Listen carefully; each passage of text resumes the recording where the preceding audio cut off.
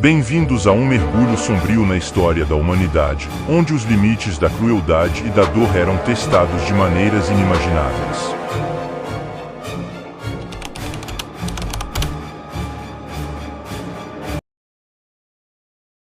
Hoje, exploraremos as piores torturas da Idade Média, um período marcado por atrocidades e métodos de punição que desafiam a compreensão moderna. O empalamento. O empalamento foi uma das formas mais cruéis e macabras de tortura e execução utilizadas durante a Idade Média. Originário da região dos Balcãs, essa prática ganhou notoriedade principalmente através da figura de Vlad III, conhecido como Vlad, o Empalador, que governou a Valáquia no século XV. A técnica do empalamento consistia em empalar a vítima em uma estaca afiada, muitas vezes começando pela região anal ou vaginal e atravessando o corpo até a boca ou o peito. A estaca era então erguida verticalmente, com a vítima ainda viva, deixando-a em agonia enquanto o peso do próprio corpo a levava a escorregar lentamente sobre a estaca, causando uma morte extremamente dolorosa e lenta. O objetivo do empalamento não era apenas a execução da vítima, mas também causar terror e servir como uma forma de controle social. Os corpos empalados eram exibidos publicamente como advertência, criando um ambiente de medo e submissão entre a população. Vlad III, o Empalador, tornou-se famoso por seu uso cruel e frequente do empalamento como método de punição para inimigos, traidores e criminosos. Estima-se que ele tenha empalado milhares de pessoas durante seu reinado, gerando uma reputação de tirania e brutalidade que o acompanhou ao longo da história. O empalamento, além de ser uma forma de tortura física inimaginável, também tinha um impacto psicológico profundo naqueles que testemunhavam ou ouviam falar sobre essa prática. Ele simbolizava a crueldade desumana e a capacidade do ser humano de infligir sofrimento extremo a seus semelhantes, deixando uma marca sombria na história da humanidade. A roda do despedaçamento. A roda de despedaçamento, também conhecida como roda do tormento ou roda de empalamento, era uma forma brutal de tortura e execução utilizada durante a Idade Média.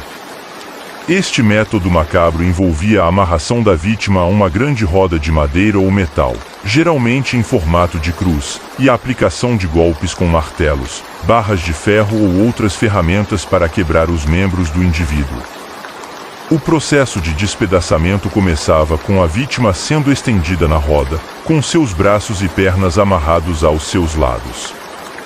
Em seguida, o executor começava a golpear os membros da vítima repetidamente, quebrando ossos, esmagando músculos e causando dor extrema.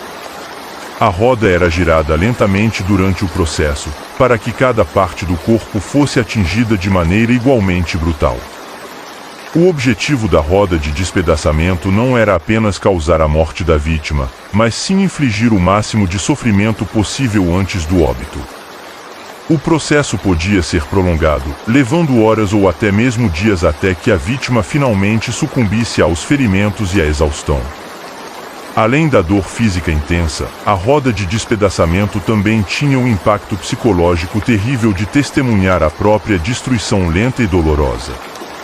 Este método de tortura e execução era frequentemente utilizado para punir criminosos considerados especialmente perigosos, traidores ou aqueles que desafiavam a autoridade estabelecida.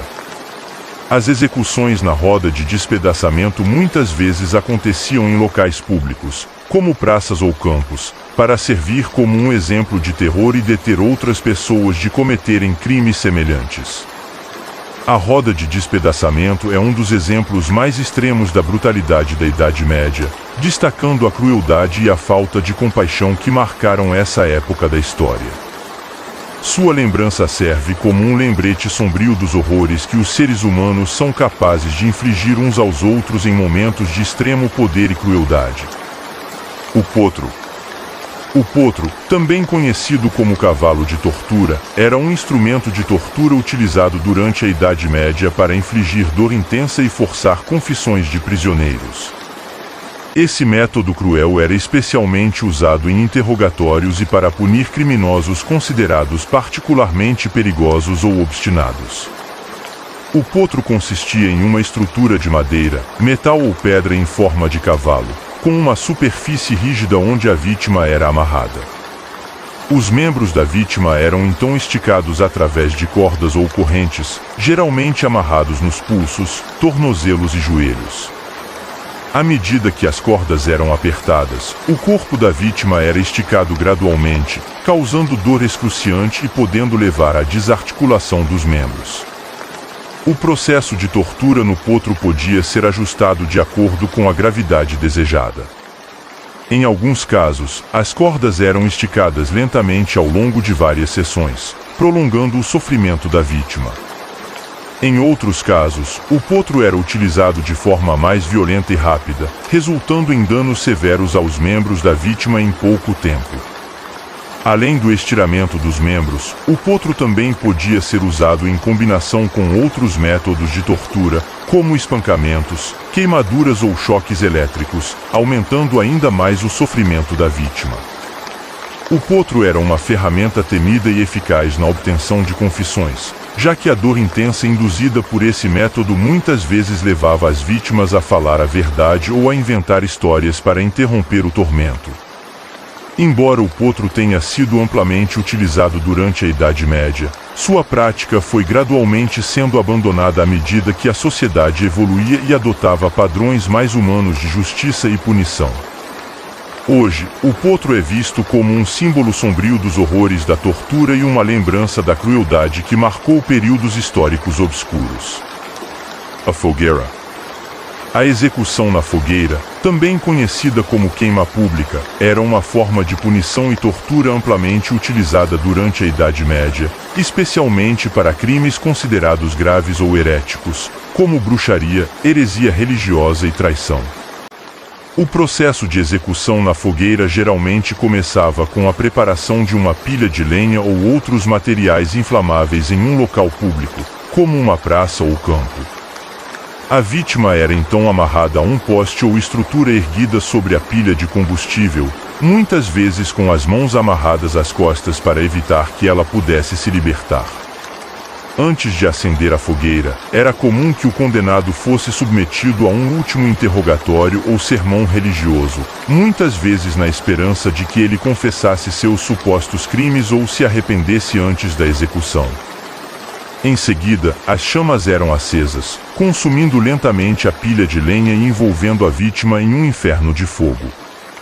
O processo de queima-viva era extremamente doloroso e agonizante. A vítima sentia o calor intenso das chamas queimando sua pele, músculos e órgãos internos, causando uma morte lenta e angustiante.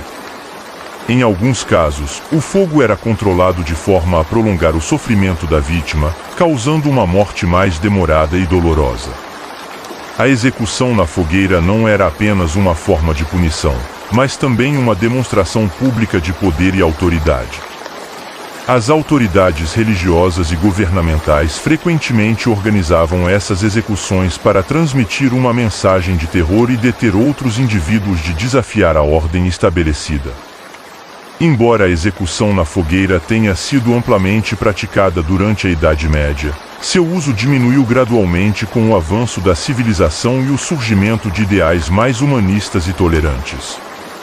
Hoje, essa forma de punição é vista como uma prática bárbara e desumana, um triste lembrete dos horrores que marcaram períodos obscuros da história. A Donzela de Ferro. A Donzela de Ferro, também conhecida como Virgem de Ferro ou Virgem Espanhola, era um instrumento de tortura utilizado durante a Idade Média e o período da Inquisição. Embora existam algumas variações na sua estrutura ao longo do tempo e em diferentes regiões, a ideia geral era a mesma: causar dor e sofrimento extremo à vítima. A Donzela de Ferro era uma caixa de metal com a forma de uma mulher, geralmente com espinhos afiados no seu interior. A vítima era colocada dentro da caixa e as portas eram fechadas lentamente, fazendo com que os espinhos penetrassem no corpo da pessoa. Os espinhos eram colocados estrategicamente para causar dor intensa, mas não imediatamente letal, prolongando o sofrimento da vítima. Quando as portas da donzela de ferro eram fechadas, os espinhos perfuravam a pele da vítima, causando ferimentos graves e sangramento. Dependendo da gravidade da tortura, os espinhos podiam atingir órgãos vitais, aumentando ainda mais a agonia da vítima. O propósito da donzela de ferro não era apenas infligir dor física, mas também provocar terror psicológico. O conceito de uma figura feminina sendo usada como instrumento de tortura era especialmente perturbador para muitos na época, reforçando a ideia de punição divina e castigo para aqueles considerados hereges ou criminosos. Embora a donzela de ferro seja frequentemente associada à Idade Média e à Inquisição, existem debates sobre a sua autenticidade histórica. Alguns argumentam que ela pode ter sido mais uma invenção macabra da imaginação popular do que um instrumento de tortura amplamente utilizado. No entanto, seu conceito e simbolismo persistiram ao longo dos séculos, tornando-se um ícone sombrio da crueldade humana e dos métodos extremos de punição. Esses são apenas alguns exemplos dos horrores que marcaram a Idade Média, um período em que a crueldade e a violência eram parte integrante da vida cotidiana. Ao explorarmos essas torturas, somos lembrados das profundezas sombrias da natureza humana e da importância de aprender com os erros do passado para construir um futuro mais humano e compassivo.